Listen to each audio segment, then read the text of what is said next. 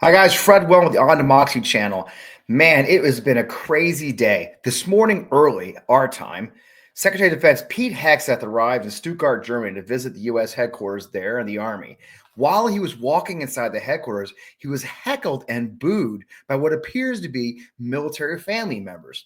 Now, that's unusual for a million reasons, but they were yelling DEI. Now, I'm going to tell you why that's significant as a military veteran and otherwise, why they're yelling those specific things and what it all means in this quick analysis. So, first of all, again, as I mentioned, Pete Hegseth is showing up in Germany to visit the troops there. And as he's arriving with the crew and the media, NBC's Courtney Kuby reported that he was booed and heckled by military families over specifically the DEI push, the anti-DEI push that he's been leading in the military. They actually, she says there's about 24 people there. And here's what's interesting is Breitbart was along, a woman named Christina Wong, who's a reporter for Breitbart. She saw the very tail end of it because she was filming his arrival. But this is, just listen carefully for just, this is a quick little clip.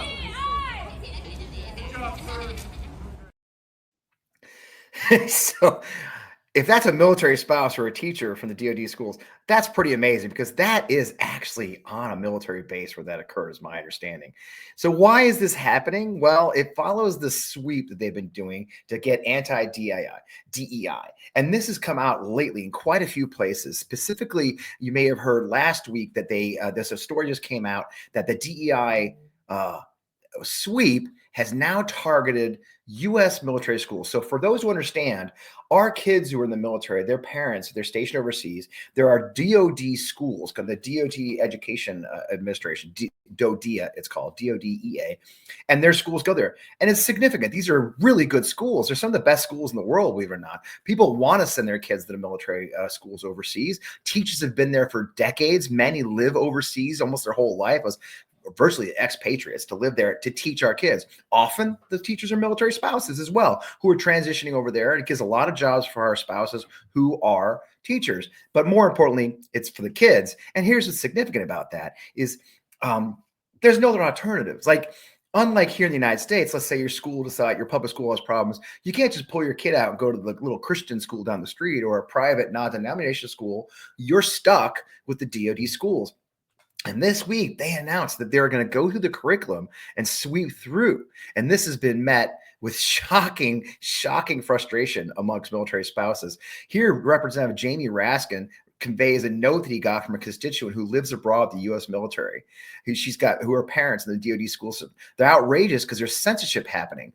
One asked a school official why they removed photos on the walls of the school of Susan B. Anthony and Dr. Martin Luther King, but not Leonardo da Vinci. And the school official said he was a real historical figure.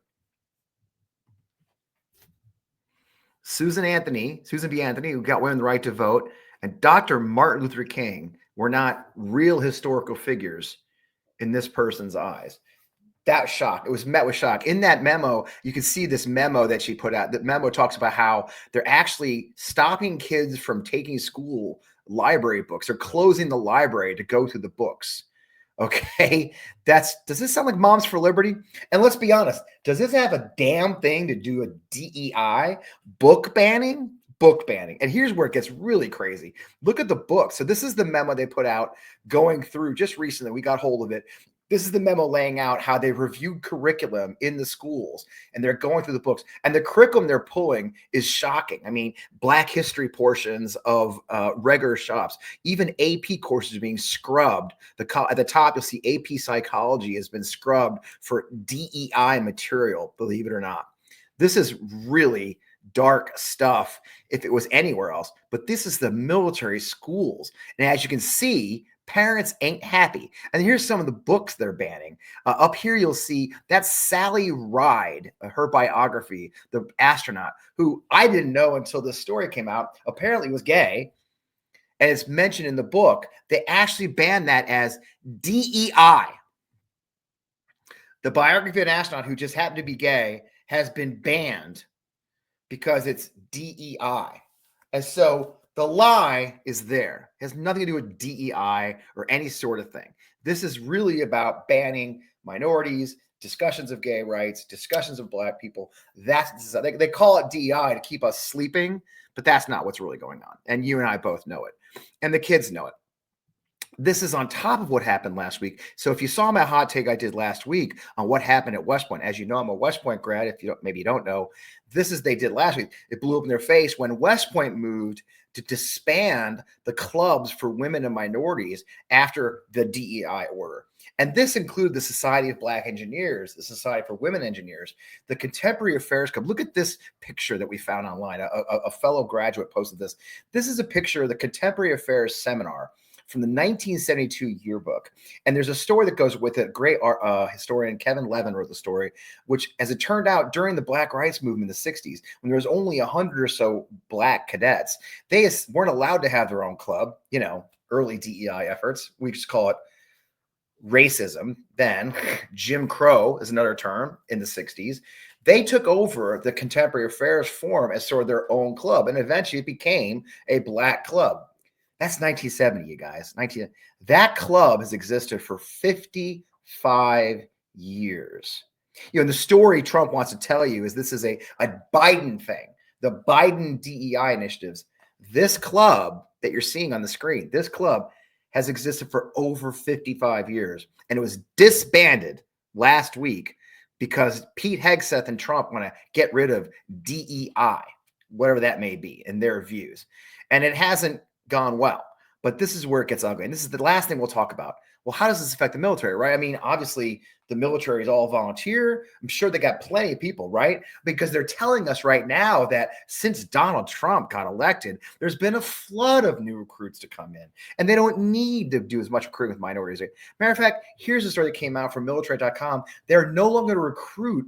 They're not going to do a recruiting effort at the Society of Black Engineers. The Army used to give awards out at these events.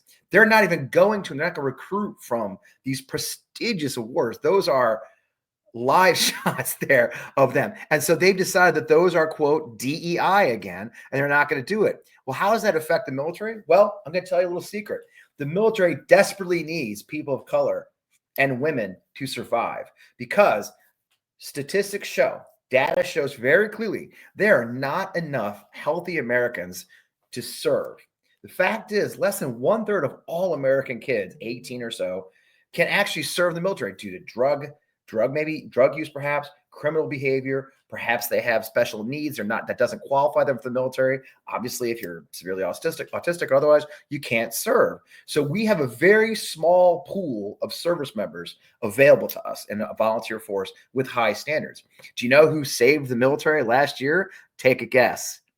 Yep. Women, and specifically black women, by the way. Female recruiting, women joining the military went up over 18% last year, but only 8% for white males. So the only thing saving the Army and other services from meeting their recruiting goals is people of color and women, often both women of color. And yet Pete Hegseth in his first 2 weeks as the Secretary of Defense, when he's not doing push-ups with the troops or lifting weights like he's a goddamn lieutenant, instead of doing SecDef stuff, he's out doing this, getting rid of programs like that. The impact for our service is going to be incredible. And look, as I've told you before in these videos, this isn't just impact today. This will be impact we feel for decades to come. You don't make a general overnight. It takes 30 years. You don't make a senior special operator in overnight. It takes years. And those folks who would be joining today, we need, are not going to join now because of efforts like this. The Army finally met their recruiting goals. And they had a survey, by the way, last year and showed the reason people didn't join, it wasn't wokeness. Less than 5% cited wokeness. It was not wanting to die, seeing how bad people's health care is afterwards, things like that. And this administration's efforts are just going to make that 10 times worse. Now, they're going to lie, tell you everything is going great, that they're already trying to say recruiting has gone up because of Trump. And that's not true because the numbers aren't in yet. But we'll see. But in the meantime, they've made it very clear that people of color aren't welcome. And the fallout from that, as you can see this morning, is a simple one. They literally have military family members themselves protesting the Secretary of Defense himself when he visits. That's how serious these things are. When you piss off military families, you also piss off the military. Because the fact is, we recruit soldiers, we retain families. That's the oldest saying I can remember in my military career. Because as a service member grows up in the ranks, he gets married, he has kids. The decision to stay in the military, to become a senior officer or a senior non-commissioned officer, relies on the family being part of it. I wonder how many of those officers and enlisted men are going to stay in when their own kids want to be taught Black history or read a book about Sally Ride, the woman astronaut. They're going to make decisions and they're going to vote. And the way you vote in the military, you vote with your feet. They'll be getting out.